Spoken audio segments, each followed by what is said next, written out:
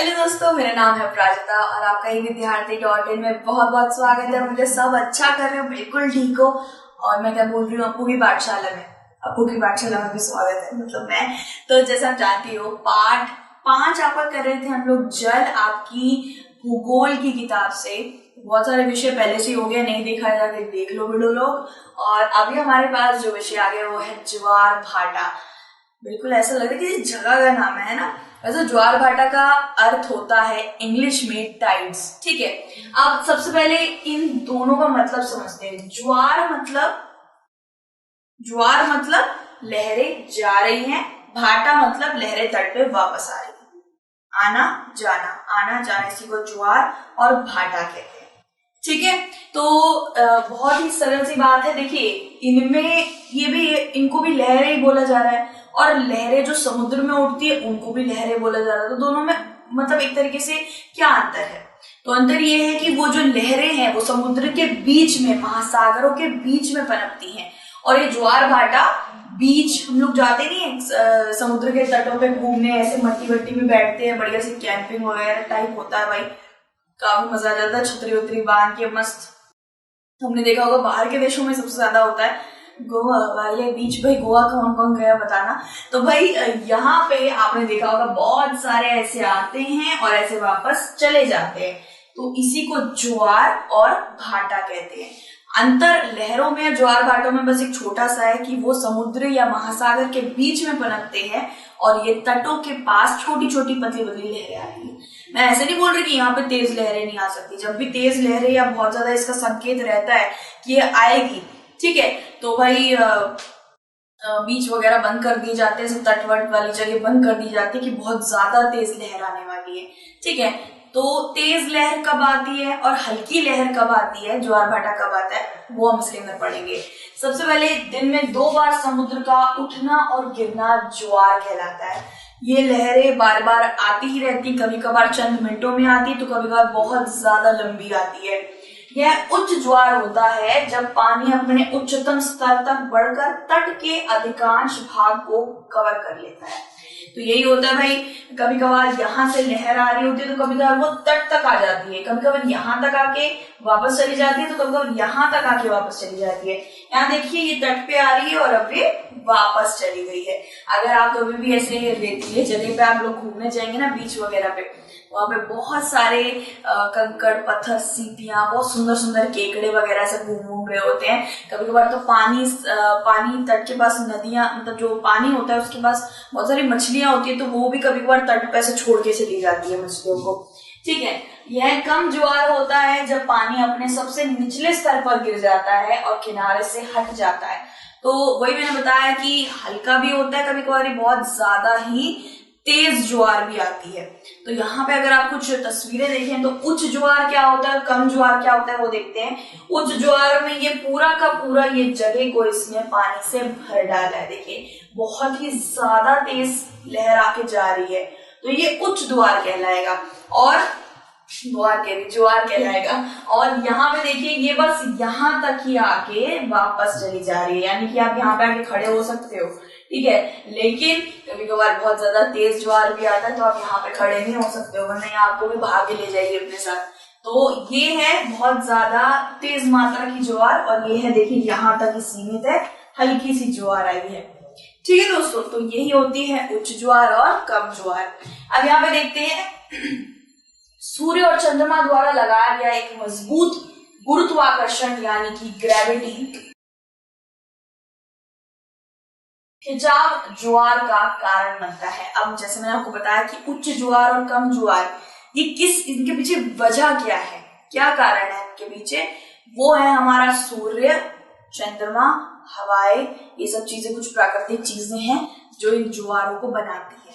ठीक है, वसंत ज्वार की बोला जाए, बृहद ज्वार भी बोला जाए। जब सूर्य, चंद्रमा, पृथ्वी एक ही पंक्ति में आते हैं तो ज्वार सबसे अधिक होते हैं, अमावस्या पूर्णिमा में होता है। अब यहाँ पे ये बता, एक बृहद ज्वार की बात करी गई है।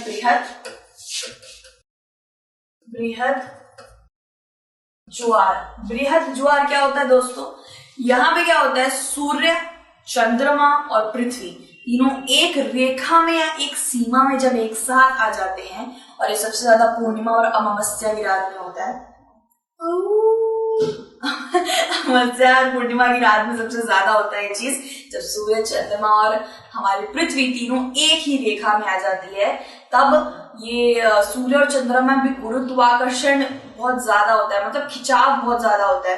तो पृथ्वी के अंदर जो पानी होता है वो बहुत ज्यादा खिंच रहा होता है, तो उससे बहुत बड़ी बड़ी ज्वार बनती है, बहुत बड़ी बड़ी लहरें बनती है। ठीक है, उसे बृहद ज्वार कहते हैं। और दूसरा होता है लघु ज्वार। ठीक है, इसको नीप टाइड भी बोला जाता है अंग्रेजी में। ठीक है, जब चंद्रमा और सूर्य समकोण पर होते हैं तो ज्वार अपने सबसे कम 90 डिग्री के कोण पर होता है। यानी कि ये लघु ज्वार क्या है दोस्तों? लघु मतलब छोटा, ज्वार मतलब ज्वार। ठीक है, लघु ज्वार का मतलब है बहुत कम ज्वार आना, बहुत कम लहरा के चले जाना। वैसे क्यों होता है? वो इसलिए होता है कि जब सूरज और पृथ्वी एक साथ होते हैं और चंद्रमा किसी विपरीत दिशा में होता है। पिछले वाले में क्या था? बृहद ज्वार में, जिसमें बहुत ज्यादा बड़ी बड़ी लहरें बनती है, उसमें बस ये था कि उसमें ये तीनों के तीनों एक रेखा में थे। तो सूर्य और चंद्रमा का गुरुत्वाकर्षण एक रहता है, यानी कि बहुत ज्यादा खिंचाव रहता है पृथ्वी से। पृथ्वी को खींच रही होती है, पृथ्वी का पानी भी खींच रहा होता है, तो बहुत बड़ी बड़ी ज्वार भाटा बनती है। लेकिन ये लघु ज्वार क्या होता है? लघु ज्वार के अंदर सूर्य और पृथ्वी तो होते हैं अपनी जगह पे, लेकिन चंद्रमा बीच में नहीं होता, वो किसी और विपरीत जगह पे होता है, तो कोई गुरुत्वाकर्षण पुल ज्यादा नहीं बनता है। इस वजह से ज्वार भाटा भी काफी छोटी बनती है। अब अगर आप यहाँ पे देखें तो इसे वसंत ज्वार ना कह के हम बृहद ज्वार ही कहेंगे। बृहद ज्वार में देखिए क्या होता है, यहाँ पे मैंने तस्वीर डाल रखी है, आपको आराम से समझ आ जाएगा। ये सूर्य है। ठीक है, ये सूर्य आ गया हमारा, और अमावस्या और पूर्णिमा के वक्त पे ये बड़े ज्वार सबसे ज्यादा बनते हैं, आप याद रखिएगा। ये हमारी पृथ्वी आ गई। ठीक है, और फिर ये हमारा चंद्रमा आ गया। ठीक है, देखिए ये चांद यहाँ पे दो क्या कर रहे हैं? चांद यहाँ पे दो इसलिए है क्योंकि ये पूर्णिमा वाला चांद है। पूर्णिमा वाला चांद पृथ्वी के इस तरफ आके उगता है, मतलब यहाँ पे रहता है, और अमावस्या का चांद पृथ्वी के इस तरफ रहता है। जो भी बोलिए, अगर ये यहाँ रहे तो भी एक सीधी रेखा बनेगी, अगर ये यहाँ रहे तो भी एक सीधी रेखा बनेगी। चांद वहां पे है, यहाँ पे कोई ज्यादा फर्क नहीं पड़ता, बस रेखा पूरी बन रही है। ये तीनों एक सीधे रेखा में खड़े हो रहे हैं, अंग्रेजी में बोलते हैं अलाइनमेंट है, पूरी सीधी अलाइनमेंट है। तो क्या हो रहा है दोस्तों? यहां से सूर्य और चांद का जो गुरुत्वाकर्षण होता है, जिसको ग्रेविटी कहते हैं, जिसको खिंचाव कहते हैं, पृथ्वी की तरफ बहुत ज्यादा होता है। तो ज्वार भाटा बड़ी बड़ी लंबी लंबी बहुत ज्यादा बड़ी बड़ी लहरें बनती है, इसे बृहद ज्वार कहते हैं। ठीक है, उच्च ज्वार के रूप में मैंने आपको समझा दिया। अब हम बात करते हैं किसकी? नीप ज्वार या नीप टाइड, जिसको हम लघु ज्वार भी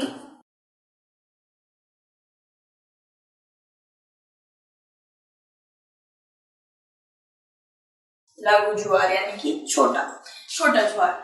तो यहाँ पे क्या होता है दोस्तों? यहाँ पे सूर्य अपनी जगह है, पृथ्वी अपनी जगह है, बस चांद अपनी जगह नहीं होता है। जैसा आपने यहाँ पे देखा कि चांद अमावस्या के वक्त पे बीच में आता है और पूर्णिमा के वक्त पे पृथ्वी के पीछे आता है, लेकिन रेखा में जरूर है। और यहाँ पे चांद विपरीत दिशा में, या तो वो ऊपर रहता है या तो वो तीसरे रहता है। जब वो हमें तीसरे तिमाह में होता है तब वो ऊपरी पक्ष में होता है, और जब वो पहले तिमाह पे होता है तब वो नीचे पक्ष में होता है। तो क्या, बस आपको एक चीज याद रखनी है कि चांद जगह पर नहीं है, चांद रेखा पर नहीं है, चांद विपरीत दिशा में है, तो ऊपर है तो नीचे है, तो ज्वार भाटा नहीं बनती है, काफी धीरे बनती है, क्योंकि गुरुत्वाकर्षण तो हट गया, एक तो हट गया, तो नहीं इतनी ज्यादा तेज नहीं बन पाएगी। ठीक है, लेकिन यहाँ पे ये पूरी रेखा में थी, चांद, सूरज, पृथ्वी तीनों बहुत रेखा में थे। आपको ये एक चीज याद रखनी, अगर आपको बनाने में भी आ जाएगी तो ये याद रखिएगा कि जब अमावस्या की रात होती है तो चांद पृथ्वी के बीच में होता है, सूर्य और पृथ्वी के बीच में होता है, और जब पूर्णिमा का चांद आता है तब वो पृथ्वी के पीछे होता है।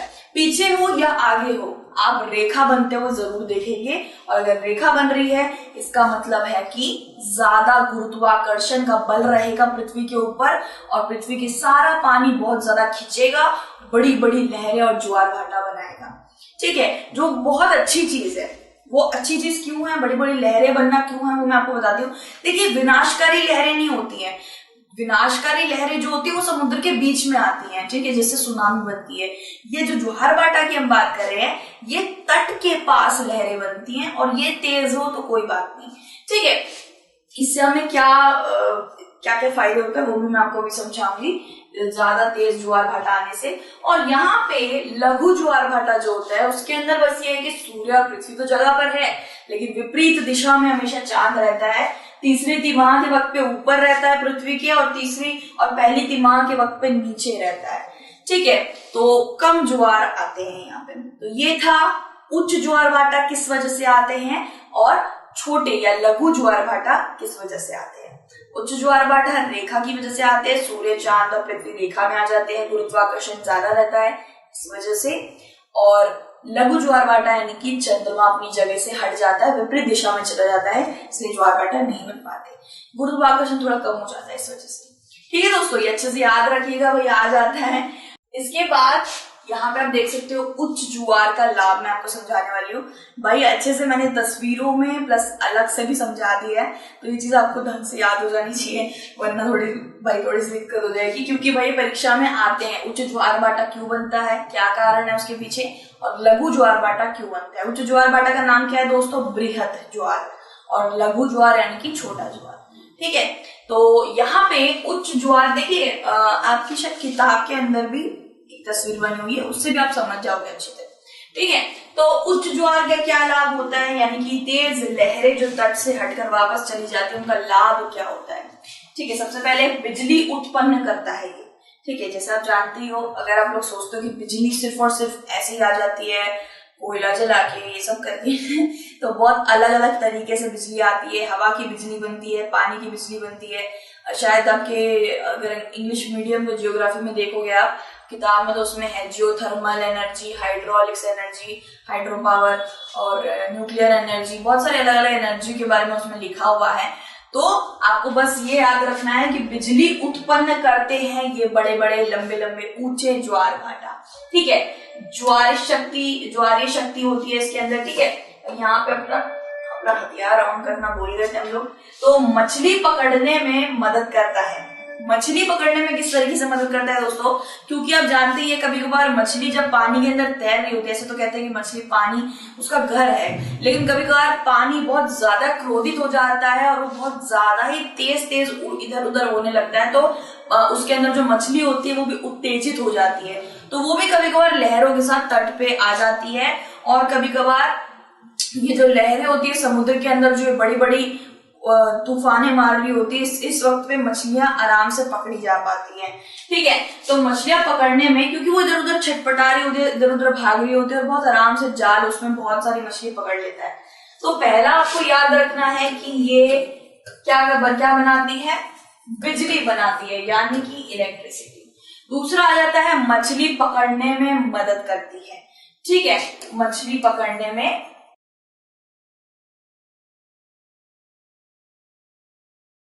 ठीक है, यहाँ पे हिंदी में भी लिखा हुआ, अंग्रेजी में भी लिखा हुआ, कोई दिक्कत नहीं होगी। मछुआरे किनारों से बहुत सारी मछलियां पकड़ते हैं। जैसे मैंने आपको बताया कि कभी कभार अगर आप कभी भी बीच वगैरह में घूमने जाओगे तो उसके अंदर बहुत सी ऐसी मछलियां होती है, बेचारी मिट्टी में फंस जाती हैं। केकड़े वगैरह तो जी लेते हैं, तो मिट्टी में ही रहते हैं, लेकिन बेचारी मछलियां पानी के बिना नहीं रह पाती, तो वहीं पे फंस जाती है, तो उनको निकाला जाता है और बहुत सारी मछलियां ऐसे इकट्ठा हो जाती है। तो मछुआरों के लिए पकड़ना काफी आसान होता है। आपने देखा होगा कि बहुत सारे तट के पास भी छोटे छोटे मछुआरे ऐसे डोरी डाल के वहां पे ऐसे लकड़ी पे बैठे रहते हैं।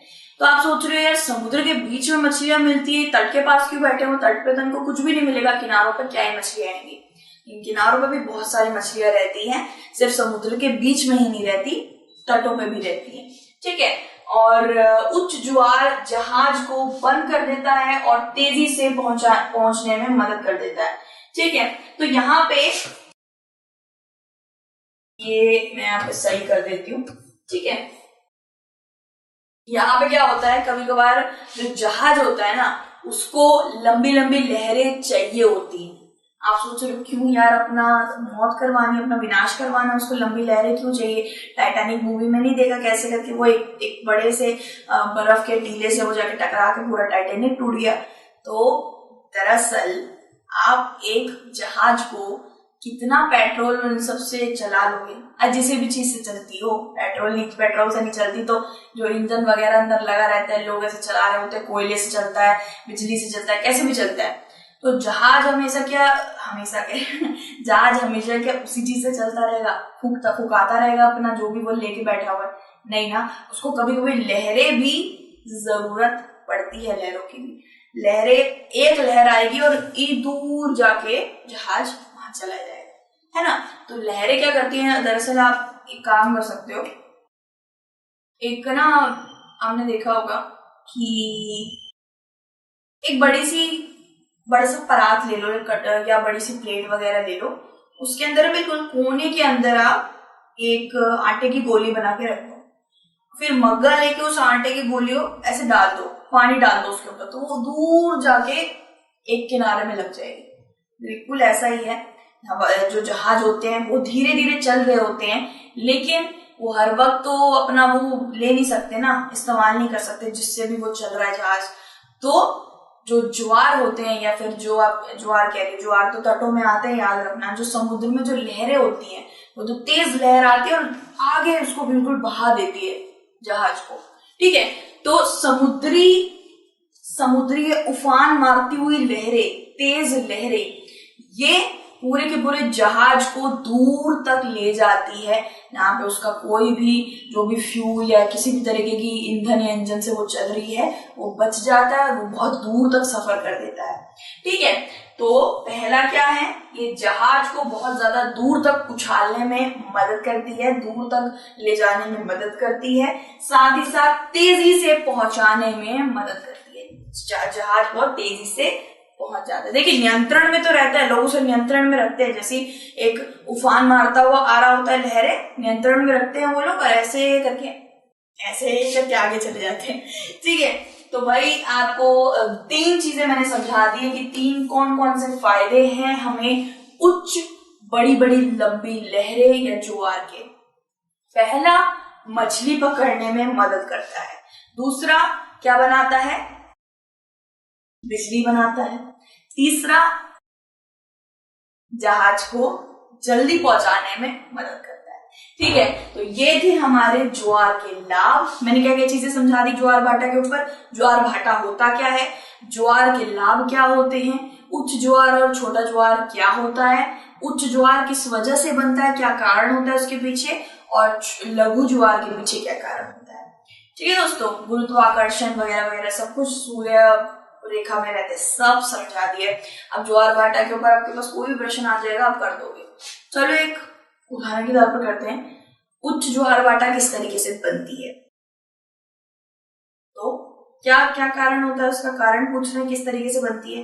क्या लिखोगे आप, जब सूर्य, पृथ्वी और चंद्रमा एक ही रेखा या सीमा में आ जाते हैं तब उच्च ज्वार भाटा की क्या होती है, प्रवृत्ति होती है, उच्च ज्वार भाटा का बनावट होती है, ठीक है। अमावस का चांद कहाँ पे होता है, बीच में होता है पृथ्वी और सूरज के, और पूर्णिमा का चांद पृथ्वी के पीछे होता है। रेखा बनने पर उच्च ज्वार भाटा बनते हैं, क्योंकि सूर्य और चंद्रमा का गुरुत्वाकर्षण बहुत ज्यादा पृथ्वी के पास से होता है, इस वजह से उच्च ज्वार भाटा बनते हैं। इसका दूसरा नाम बृहद ज्वार भी है। उस तरीके से आप अच्छा आराम से, मतलब इतना बड़ा तो आप उत्तर बना ही दोगे, इतना क्या, मतलब 5-6 लाइन का उत्तर बन जाएगा आपका, 5 या 6 उसका बन जाएगा, ठीक है। 3-4 नंबर का ही आएगा, इससे ज्यादा नहीं आता है, तो 2 नंबर का आता है, ठीक है। तो उच्च ज्वार यानी कि टाइड्स हमने करवा दिए हैं। इसके बाद वाला जो आपके सामने है भाई, ये महासागरीय धारा है, हमारा अंतिम विषय है, इसको भी भाई खत्म करना पड़ेगा, खल्लास करना पड़ेगा इसको। चलो खल्लास करने चलते हैं, अगले विषय के अंदर आते हैं, जल्दी से वीडियो में आ जाना और अपना ध्यान जरूर रखना और बिल्कुल ठीक रहो। ठीक तो आप रहते हो, मेरे चंदू ठीक नहीं रहेंगे तो कैसे चलेगा, ठीक है। Be happy, be positive, God bless you always, take care and bye.